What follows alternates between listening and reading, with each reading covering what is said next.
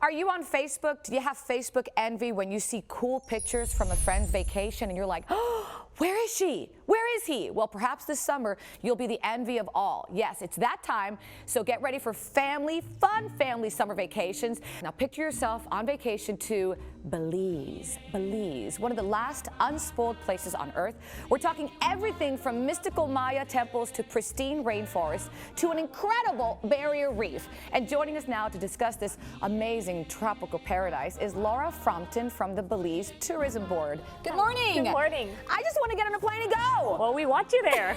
I know you're born and raised, so you have lots to tell us about Belize. Definitely. So this is kind of like a fun-filled geography lesson for all our viewers this morning. So tell me exactly where Belize is located, because a lot of people don't know. Yeah, well, we're actually only 2 hours away from most U.S. gateways, which makes it perfect for a quick trip to Belize. We are actually right below Mexico and beside Guatemala in Central America.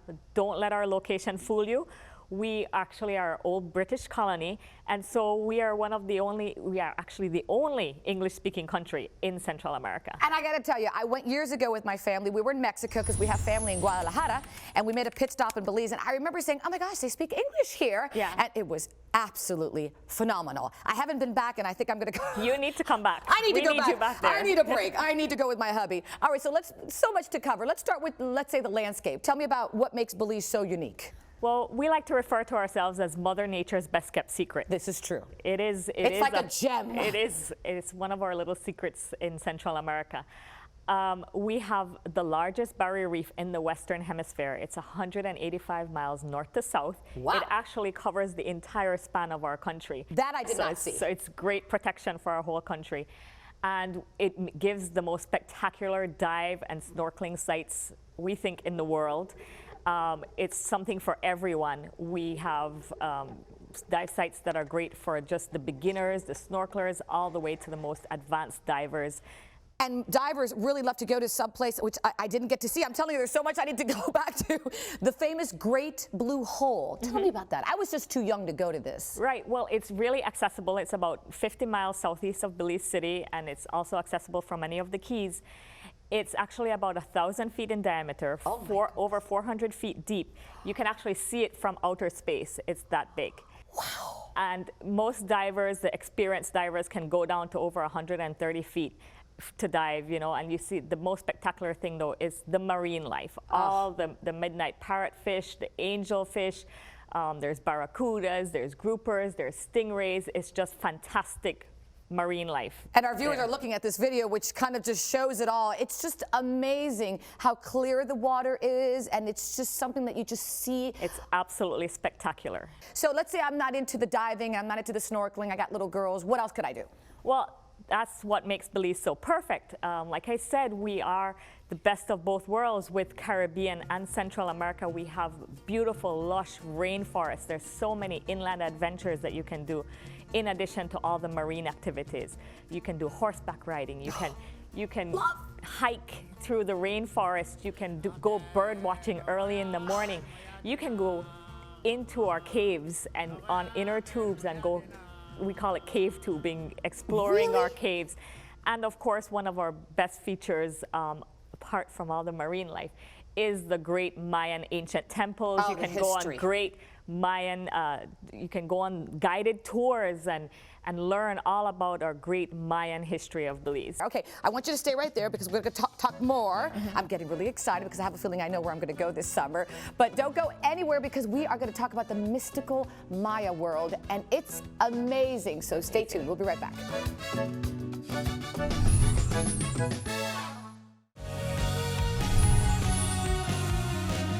Welcome back, everyone. You're looking at some of the recent events in Belize honoring the year of the Maya. Good morning, everybody. Before the break, we were discussing Belize, one of the last unspoiled places on Earth. With me, of course, again, is Esquivel-Frampton, who is with the Belize Tourism Board. Belize is home to the longest barrier reef in this hemisphere, but the country also has a rich culture and history. And now, Also joining me this morning is Dr. Jaime Awe, Director of the Institute of Archaeology in Belize. Good morning, Doctor. Good morning. Thanks for sticking around, sweetheart. No I got to problem. tell you, I'm really gearing up for my summer vacation, so you guys are going to give me a tour, right? Certainly. I hope so. 2012, I know, is the year of the Maya, Doctor. Talk to me about this special year and the heritage behind it. Well, you know, I usually like to say that in North America, when we think about civilizations, the first thing that comes to mind is, let's go to Greece, let's go to Rome.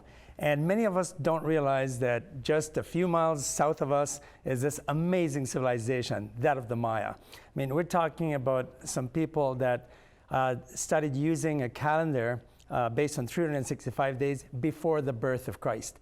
A culture that built some of the most amazing architecture and also had the use of writing. I mean, they were literate people. Doctor, I know it's estimated, and this, I was fascinated when I read this, thousands of Maya Belize sites there, but not all of them have been found. And I, as a tourist, can actually visit some of these sites. That's, for me, a go-to.